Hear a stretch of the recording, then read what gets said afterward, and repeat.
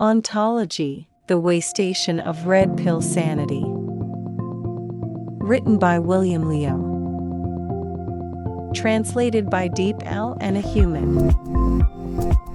Read for you by Eric, Ginny, Mia, and many other bots. Season 2. Lords and Wanderers.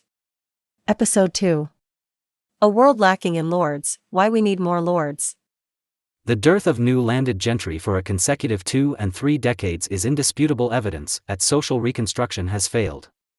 If we look at society through a historical lens, we will realize what "cross the river by feeling the stones" actually means. It means, we all want to get away from the present state, that is the Cultural Revolution, but there is no consensus on the goal. If we had argued about where to go when we first started moving, we would have started fighting right on the spot. So the question of the goal and our direction could not be brought up. Instead, let's take a few steps first, as everyone wanted to leave anyway, and the first few steps could still be uncontested in the hope that as time elapsed the problem would resolve itself. Unfortunately, there is no such easy way out. Goals are the most essential prerequisite for success. The absurdity of doing something and not even daring to say what the goal is very rare throughout human history. Of course, if one insists on looking for precedents, one will not fail to find them. Such was the case with the issue of slavery during the American independence. It was a matter that could not be mentioned, only delayed. It could only be done, but not talked about. The gap kept widening as time dragged on, and consensus got ever harder to reach. In the end, a bloody war was unavoidable. A few years ago, Qin Hui wrote a book called The Common Bottom Line, and a group of intelligentsia recently held a consensus conference in Oxford. They have realized what the real problem is with the common goal.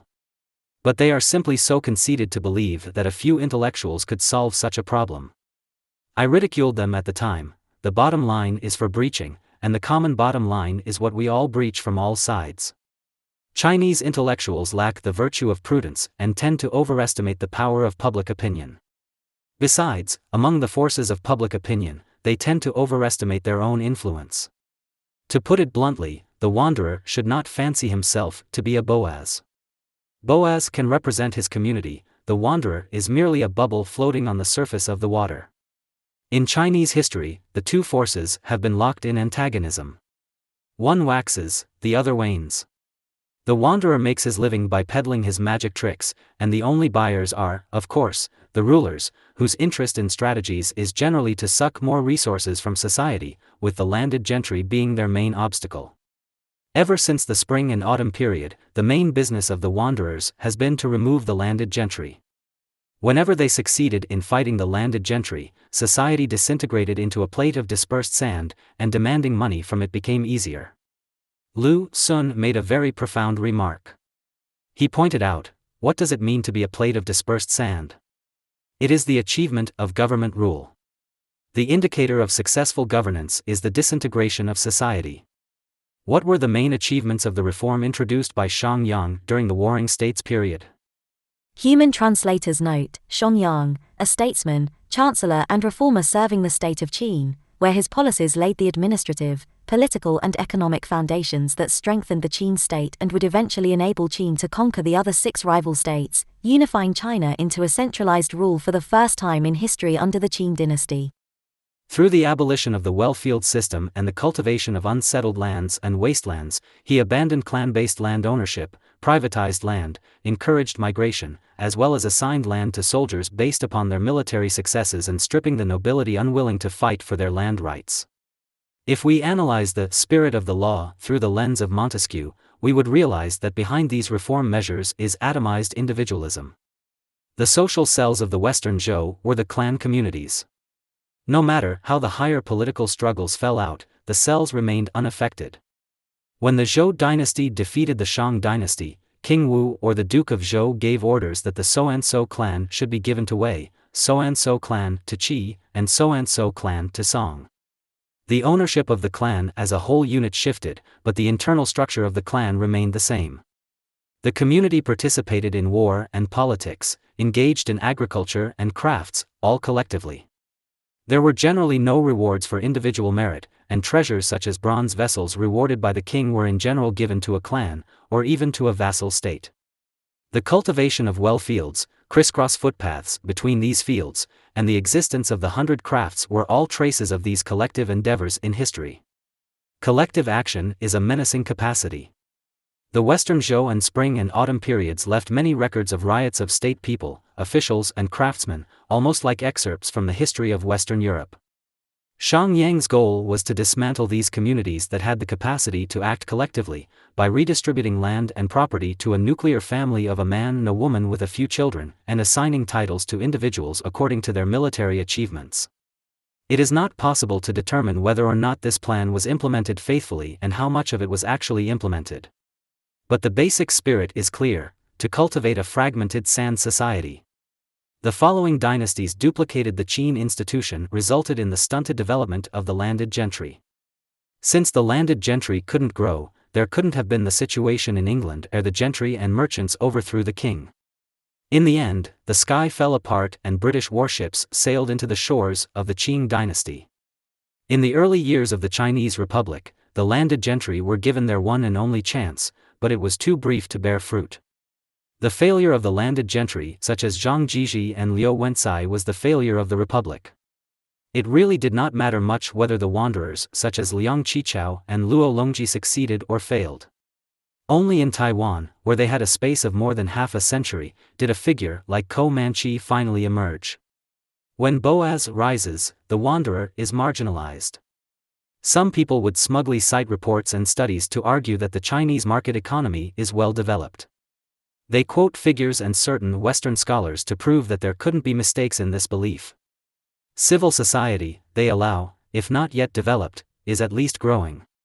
As far as I can see with my own eyes, the opposite is the reality. The so-called first 30 years spans from the establishment of the Chinese Communist Party rule in 1949 to the end of the Cultural Revolution in 1978. The reform from 1978 to 2008 marks the 30th year of the beginning of China's economic opening. This second 30 years of market economy is an advancement of Shang Yang's atomized individualism in spirit and unfolding of the first 30 years in social terms. Tocqueville, if he had risen from the dead, would surely have said, "You guys are not shaping any collectivism at all, but atomized individualism without community." Speaking of collectivism, it is the self-governing communities of American Protestants that are collectivist. The underlying spirit of the first 30 years was social integration, breaking up all the previous social organizations, and integrating all members into a monolithic social organization as individuals, with everything arranged in a uniform way, including marriage. This was not a matter of planned economy, for the economy was a secondary consideration, society was the priority. This was Shang Yang's social ideal, which tied everyone down with a household registration system, and did not allow any intermediate groups to exist. The basic spirit of the second 30 years was the dissolution of society, the removal of organizations outside the military civil servant civil education system, without allowing alternative social organizations to fill the vacuum. This is a further aggravation of atomization and dispersion. The so-called market economy of the United States is full of self-organizations that are intrinsic to their society and culture.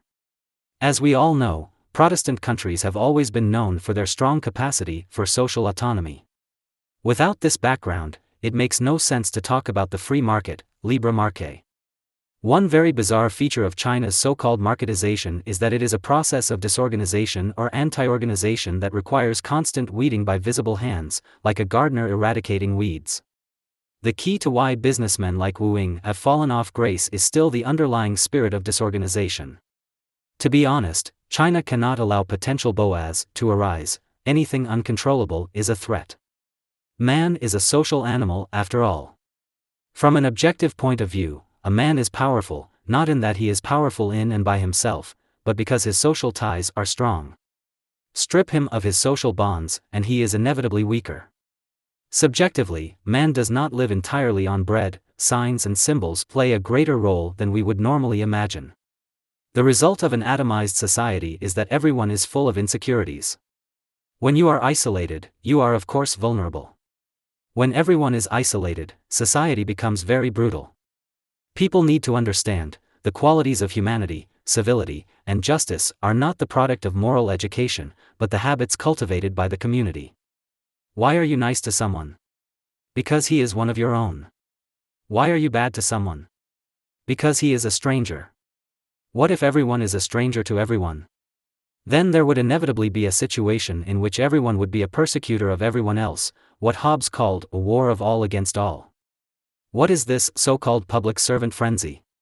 It is a manifestation of hunger for belonging and identity anxiety, which of course, does not serve the purpose.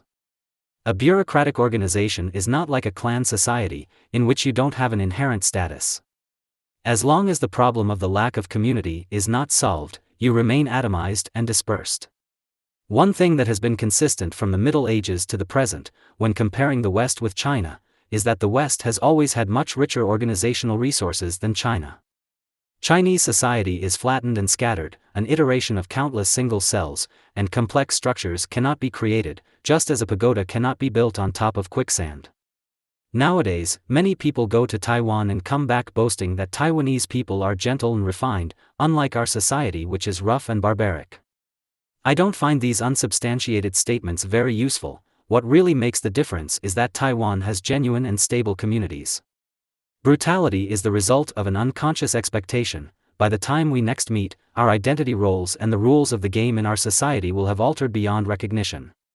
Civilization is also based on an unconscious expectation. We will meet again next time and both parties will remember how we were treated last time.